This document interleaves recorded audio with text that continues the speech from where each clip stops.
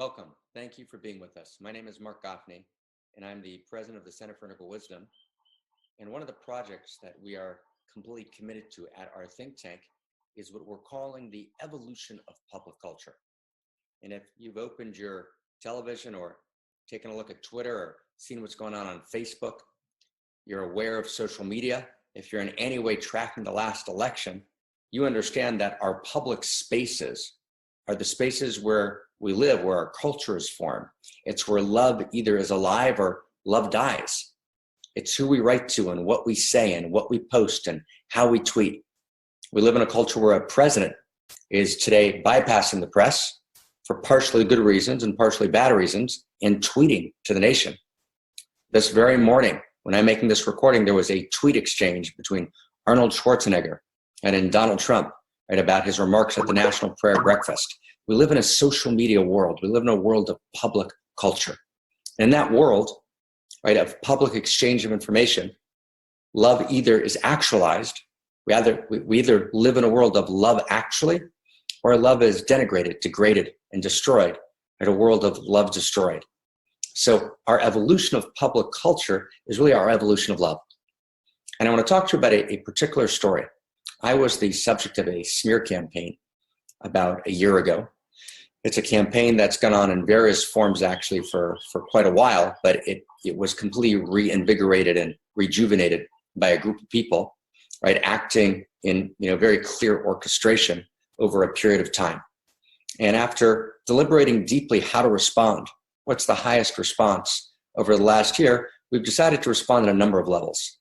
First, I'm just happy to share that significant resources were made available, specifically earmarked for one thing and one thing only, right? Only for the purpose of responding to this in any full legal way, which might be necessary. We'd avoided the legal route because we thought that that was not an appropriate way to respond, but we've realized, right, that actually that may well be necessary.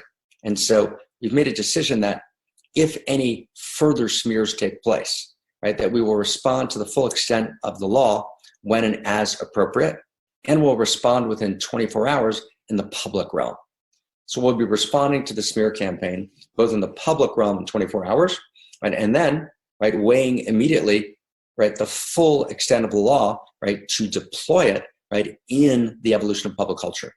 Which means that, if someone defames or libels or, creates conspiracy, right, orchestrates smear campaigns, and that needs to be, engaged. That needs to be transformed, right? Because actually you can take down any leader, right? You can destroy any institution, right, through perpetrating a negative meme culture. Now, of course, now I want to say this clearly, our preference is always going to be face-to-face conversation, right, mediation, right, and actually living by the principles of sacred activism, right, a sacred America, if you will, right, a sacred vision of how we live. We want to live by those principles. We're completely committed, right, to open heart and to conflict resolution. But, right, should those principles in the short term fail, right, then our next obligation of integrity is an obligation to the principles of justice. It's an obligation to my mother. It's an obligation to my children. It's an obligation to the thousands of people that are committed to studying with us. It's an obligation to our essential commitment to evolve public culture, to evolve our vision, what it means to be a citizen, right? Then we'll engage, right, not only, in the mediation route, but if that route doesn't work, we'll engage in the more formal routes. And we've spent about 6 to 8 months preparing for that actively, and we're ready to go. So in that light, and within that context, I want to share something actually very beautiful that happened. Beautiful and transformative and heartbreaking. And it's a story about a threat to sue. We actually thought that we would file this lawsuit. It didn't get filed, and I'll tell you exactly what happened. So this all happens a couple of weeks ago. About 2 weeks ago, we put up a new website called whoismarcgafni.com, and you can find that web address at the bottom of this video. We put up another website called evolvingpublicculture.com. And in those websites, right, particularly whoismarcgafni.com, we engage fully, right, and really provide facts, context, information, evidence, which fundamentally refutes, right? The canards, right? The false claims, the distortions, right, of the smear campaign. But more than that, that wasn't enough, and that's not enough, because that's really makes it about Marc Gafni. And frankly, I am bored by Marc Gafni's suffering. Being Marc Gafni, I've experienced a lot of it, and I'm bored by it. Right? That is to say, I mean that, of course, tongue in cheek. I mean that wryly. I mean that ironically. I mean that there's something larger here at play. It's not about me, it's about us, right? It's about we the people. It's about how we conduct love in public culture. So on that website, Who is Marc Gafni, we also talk very, very deeply about what are the underlying structures in culture that allow for smear campaigns. Now, when we put that website up, we got an enormous, deluge of response. And when I say deluge, I don't mean it in the Trumpian way of huge. I mean deluge, right? We didn't get, tens of thousands of emails. We got, a lot, a few hundred, emails, which is a lot in response to one mailing. And thousands and thousands and thousands of people, what they call in the internet world, open rate. The open rate was very, very, very high, and the click rate, the second word, was very high. And there was an enormous, participation, which we really appreciated. And that participation was positive and was supportive and was loving, overwhelmingly. And, some disturbing things happened as well. And I want to share with you one of those disturbing things to really get how does fake news happen. And fake news can happen in a private communication from one person to the next. All right. And so this is part 2, if you will, of the video. And I want to share with you how fake news happens. As I just shared, fake news can happen in a private communication where a fact is made up. Fake news can happen in a social media post. Fake news can happen when something's radically distorted in a New York Times article, right? Or an LA Times article, right? Neither the mainstream media nor the blogger nor a private communication, right, is immune from falling prey to fake news. And fake news happens as follows. Here's the definition of fake news. You share something as an absolute truth, it's news. Right? It's not an opinion, it's not a perspective, it's news. I'm sharing this as news. This is a fact, right? And you give a complete distorted picture of what happened or a complete false picture of what happened. So for example, if you would talk about a person's teenage relationship, right? Let's say a person had a teenage necking relationship, right, when he was 19, just making it up, okay, as it were. And I mean that, of course, ironically, because I'm not making it up. This was one of the issues in the smear campaign. And you keep telling that story about the person, in this case it was me, as if the person was 50, right? And then you distort the facts of it, right? Well, that's fake news. That's exactly what fake news is.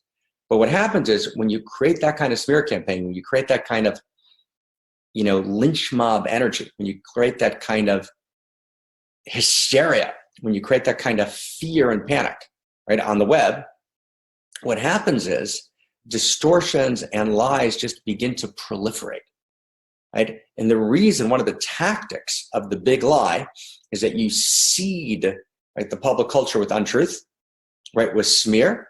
And then that smear by itself catapults and snowballs and grows, and new victims begin to appear and stories begin to be told, and you have got absolutely no way of discerning, right, fact from fiction. And most of it is usually fiction. So I've experienced that, somewhat in the last, decade or so, but really intensely only in the last year, right? There was the orchestrated smear campaign was in the last year. So I want to just share with you something which is a direct result of this orchestrated smear campaign. And this is a letter that we received right at the Center for Energy Wisdom. We received it on January 17th, the same day that our mailing went out announcing the Who is Marc Gafni site and the Evolving Public Culture site. So here we go, and I want to invite you to listen carefully. And it's pretty dramatic. So it's a letter written to Barbara Marx Hubbard, and it says, "Dear my beloved Barbara," and Barbara's the co-chair of the Center for Energy Wisdom, and it says, "It's with a heavy heart that I write you after receiving this letter. I've been staying silent for the past year when receiving your emails about working with Mr. Gafni. Knowing what I know, it is time for me to speak up. Please know that all that follows is my writing to you out of love as a friend." Sounds serious, credible, cogent. It's not written in a crazy or demented manner. Let's keep reading. And she says, the following are my findings. My very good friends in Boulder, a lawyer and his family, have lived in a community with Marc Gafni for years. They have 3 children who were all small at the time. And it is a fact that the eldest son has been sexually molested by Marc for years before finally breaking the silence, becoming an alcoholic, and having to go into therapy for years. His trauma might never heal because his parents believed Marc was a good person. Their life has never been the same since. It's pretty horrible, right? Next paragraph. This is not, and not is in caps, this is not a made-up story. I know this young man, his suffering for him and his family personally, and I invite and urge you, etc., etc., etc. That's the core of the letter. Okay.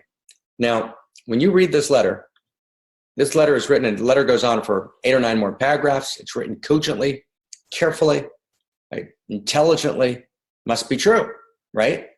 Now, the fact is, there's not a word of truth in the story.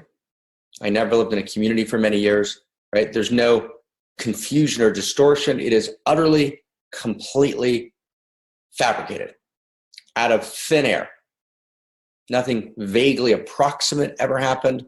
Nothing ever, similar happened. It's a complete, utter, bold-faced, made-up lie that a person just wrote from Boulder, Colorado, right? The seat of the New Age movement and human potential movement. Not surprising, that is, right? And wrote this, with complete intention to interfere with all of my contracts, to defame, right? To libel, right? Etc. So in our new policy, which went into effect, the January 17th, right? The day that we put out this website, right? In our new policy, we wrote immediately, and we said to this person, there's not a word of truth, right? In what you wrote, right? Stated as fact. It's literally made up, shocking and appalling that you would state something utterly fabricated as a fact. And then we copied our attorney, right? Who's one of the attorneys who's committed, right, to dealing with this issue, right? We told her that you're welcome to share this communication within who was ever the original source, right, of this falsification, right? And please, right, understand that if we ever hear this again any place, we're going to take immediate legal action. Now, there was an argument I'll share with you within our circle that morning, whether we should file a lawsuit immediately or issue a warning, right? I at least that day won the day. I don't always. We have strong people, right, and strong opinions, and we operate in a kind of democratic pluralism of collective leadership. But that particular day, I won the day, and, I persuaded everyone that we would actually send a warning letter first.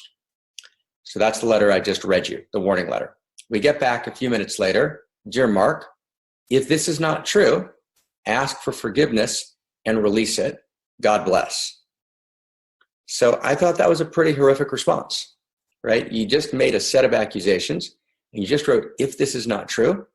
So I wrote back, right, after speaking to our attorney.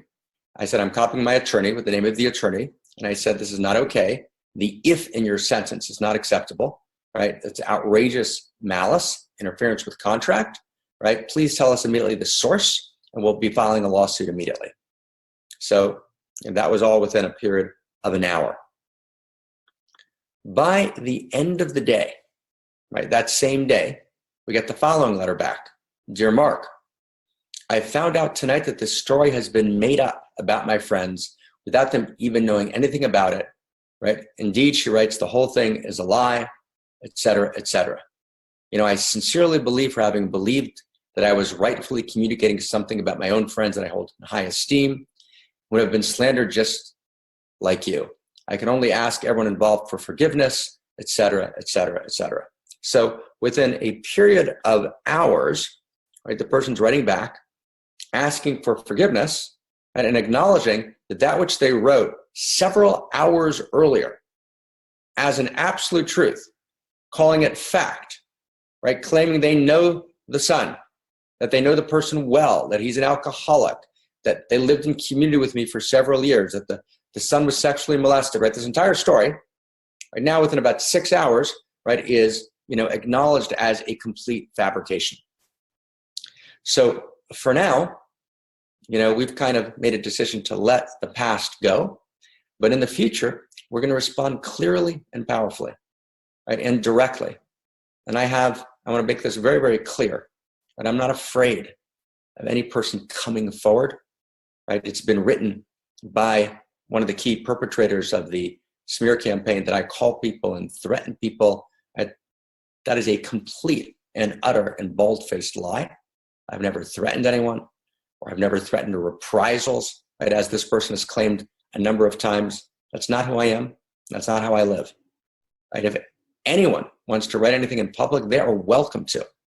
And, right, if it's inaccurate, false, or distorted, we will respond fully, right, in the public square, right, and if necessary, right, in the legal square. Right? So no one should feel like, someone wrote in a comment, Mark should relax. I'm not going to say anything. Say whatever you'd like, whenever you would like, in whatever form you would like. And we'll respond with full integrity, with full dignity, with full revelation and full disclosure, right, of all relevant information, with full honoring. We will not proactively, right, threaten anyone. We never have and never will, right? We will not proactively do anything that might shame or embarrass anyone. We will not proactively break any privacy or any confidentiality with any person at any time, because anyone who held privacy, that should be honored and dignified. And I'm going to make it really, really, really clear. Have I made mistakes in the normal arc of human relationships? Of course I have. Right? Would I fall on my knees in devotion and ask forgiveness to anyone for any mistake? Of course I would. Right? But I don't have a fucking abusive bone in my body. Right? Actually, it's not who I am. It's not how I live. It's not what my commitments are. It's not what runs through my blood. Right? And I have literally, I want to say it really clearly, no fear of any hidden story, any hidden victim. That's utter nonsense. And it's just enough. Right? It's time to end this. I've lived with it for 10 years. I've walked away again and again and again, and I'm not walking away anymore. I'm going to respond fully, right, as integral theory says, in every quadrant, in every way that needs responding, right, if there's further attacks and further smears. And we'll look for a way to transform this, right, through appropriate vehicles of mediation, right, if that's at all possible, right, in the next, period of time. So before I end, I want to share something really hopeful and really beautiful. So this person that I've just been talking about, who wrote this letter with this canard, with this utterly fabricated story, who then by the end of the day said that the story actually never took place, wrote us again recently. And they wrote a very beautiful letter. The letter says, "Dear Barbara and Mark, right, in light of the recent email," and she's referring to the recent set of emails that I just shared with y'all, right, "I'd like to share the evolutionary miracle that our process from last week has set in motion." And she writes, "After sending my emails last week and receiving your response, I went into a deep state of questioning everything I ever thought was true for me." It's a very powerful letter. This is the same person. "I let go of my own reputation and faced the shame and guilt that I felt after all of this." And it's a courageous letter, and I really want to honor it and really receive it. "Upon praying for release," she continues, "and calling upon forgiveness, I began to see the power of judgment. I saw the pain of humanity held in the fear of judgment that I had set forth itself." And she realized, and she writes, "I realized that I had never been able to forgive myself. It had been held in a grip of fear, shame, and guilt for so long. And I realized that I projected that onto you. And that's what made me right. I looked deeper," she continues, "to find how deep my own story was tied to yours, Mark. It was my projection on you of my own old story of myself. It was my own prison." Wow. And she goes on to write a several paragraph, beautiful letter about the shift that's possible when we start to take the projections back. We begin to allow for genuine healing, to genuinely unguard our hearts, to genuinely, I'm adding, check facts, right? Get the information right. And she realized really with full clarity, right, that what she was doing in this email was acting out of her own unresolved shame and guilt in her own story, which she then projected onto a public figure, a symbolic figure. In this case, it was me. And had we not called it out, this would have been a new story, which undoubtedly would have found its way onto the internet and then proliferated in social media and then been repeated again and again and again until it would have become true. Wow. That's the power, right, of negative meme propagation. Right? When a person says, wow, right, he's a guru and he does guru abuse, you just need to say it about 20, 30 times, becomes true. The fact is, I'm not a guru. I've never been a guru, right? And I'm not abusive. But you just say it 20, 30 times on the web, 40 times, 50 times, and all of a sudden, Barack Obama is not a US citizen, right? He's a native Muslim, which if it was true, it'd be fine. Happens not to be true. Happens to be that Barack Obama is a US citizen. But 30 million Americans will believe that he's not because it got propagated, right, as a meme on the internet. And it gets worse and worse, right? Hillary Clinton killed or had Vince Foster killed. That's murder we're talking about. We're talking about Hillary Clinton. And Vince Foster was a major staffer at the White House, right? That meme was propagated on the internet, right? Again and again and again until tens and tens of millions of Americans believe that that's true. They believe that Hillary Clinton committed murder or organized a murder. Wow. Wow. When we start throwing around words casually, like abuse, we start throwing around words like pedophile, right? I've had any number of people, including a couple of those deeply connected to the smear campaign, throw the word pedophile against me. Pedophile means, by the way, sexual attraction and acting on that attraction to prepubescent boys and girls. There's not a word of truth in it. It's no more true, right, than the story that we just heard at the beginning, right, that came from Boulder, Colorado. It's as made up. Completely, absolutely, categorically not true. And yet we have actual records of key people connected to the smear campaign actually writing and saying that. In fact, one of those key people actually wrote our email list and said, take me off this email list of this pedophile. Wow. Wow, what a thing to say. Made up, contrived, out of thin air, distorted. It's a shocking thing to say. Now, let's just understand, right? Do I enjoy talking about this? No, I don't. Would I rather be talking about the evolution of love? Yes, but here's the story. This is the evolution of love. See, when we do a spiritual bypass, we just want to talk about kind of new age light and love.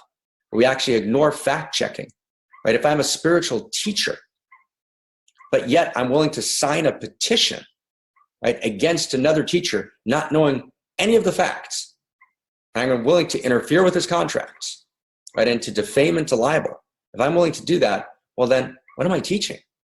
That the evolution of love can't be a spiritual bypass. It's got to be about how we hold each other, how we share information about each other, how we collect information about each other. Wow. So I want to end this video with forgiveness. Right? Forgiveness to everyone, myself included. We've all made mistakes. We're all imperfect vessels for the light. Right? We've all gotten so high up a tree sometimes we couldn't get down. But it's time to climb down. And I want to just also say something about myself. I have a good friend, right, who said to me about a year ago, he said, Mark, you got to get more in touch with your anger. Fair point, right? I'm mad, right? I'm mad and I say it lightly, but I say it seriously, right? The damage and the pain that's been caused to my children, to my mother, right, to my family, to my colleagues, right, to my students, right, to our funders, right, is immeasurable, incalculable. I'm talking about emotional pain. I'm talking about measurable, substantive damage. And I've tried for a long time to take the high road because I thought that was the right and appropriate spiritual response. And I realized, and I apologize for that. And I want to apologize publicly that I've been wrong. And, I don't have any kind of dramatic, end of a Western movie, you stepped on the wrong rattlesnake. I don't have anything like that to say. That's just not where I live, and it's enough. I'm pleased that the think tank is thriving in terms of its core projects after all of the damage. I'm pleased that we have the best faculty that I know.